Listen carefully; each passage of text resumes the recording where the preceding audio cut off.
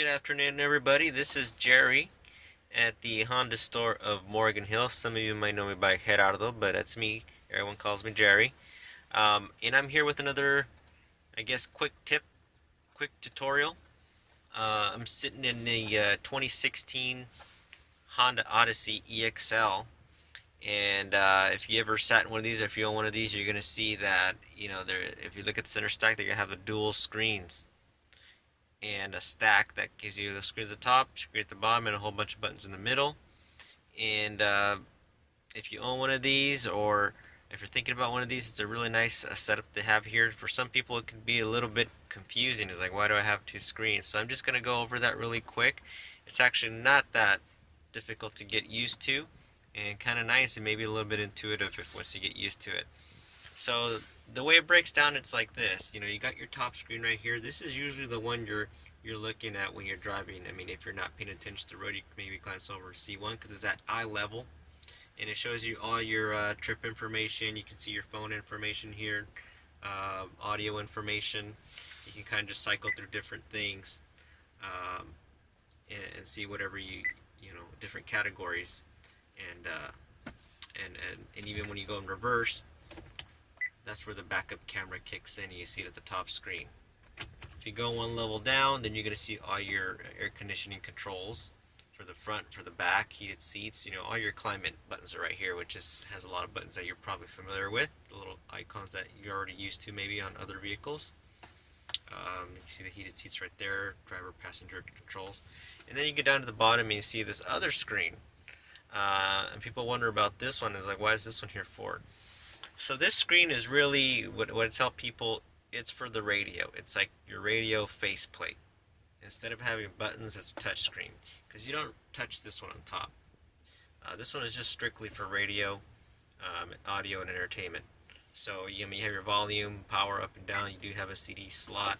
Now these buttons are touch, and that's pretty much your home screen right there. It's pretty much set.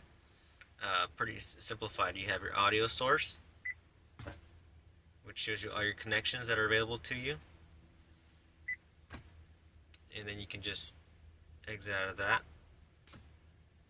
And then shortcuts tells you right there. You can save different shortcuts, if you want to go toggle through AM, FM, or XM stations. Right now I have none of them programmed, but you can program them there by pressing and holding the station that you want. And then you have your scanning, forward, back. If I wanted to go to the FM stations, use a tuner, you can scan. So again, this is all radio. Your presets, there's no buttons, but they're right here. And you got a few more down there you can program. Just like the favorites bar, you can just press and hold.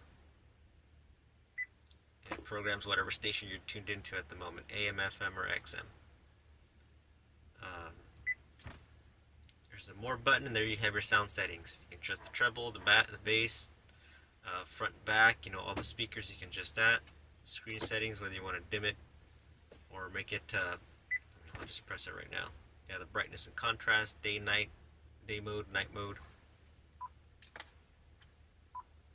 Right there. So that's all this screen is. It's for your radio. So it's very easy to remember that. So if you want to operate your radios, right there.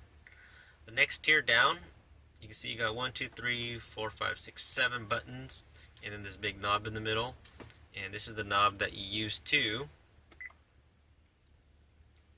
control and scan the top screen. You can scroll up and down. You can tab down, sideways, up and down, whatever's up in the screen. That's how you control the top screen with this knob. Phone, pretty straightforward. If you press phone, that's going to control the screen up here, these hard buttons right here.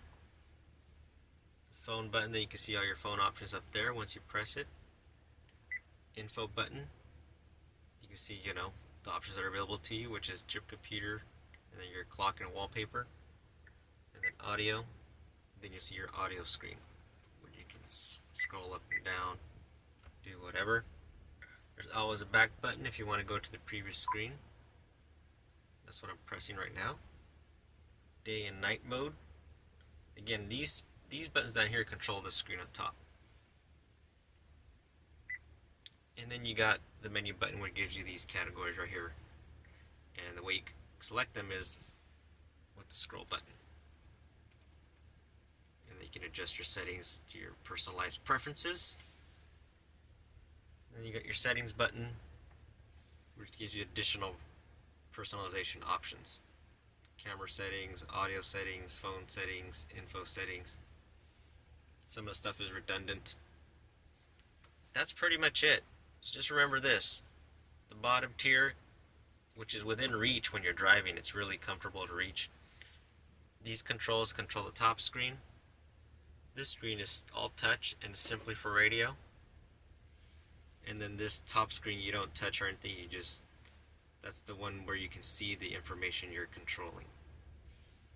That's about it. If you have one of these, feel free to comment on your experience with the Honda Odyssey EXL. And if you're looking for one, we have a huge selection in stock here at the Honda store, Morgan Hill. Thanks for tuning in. Till next time.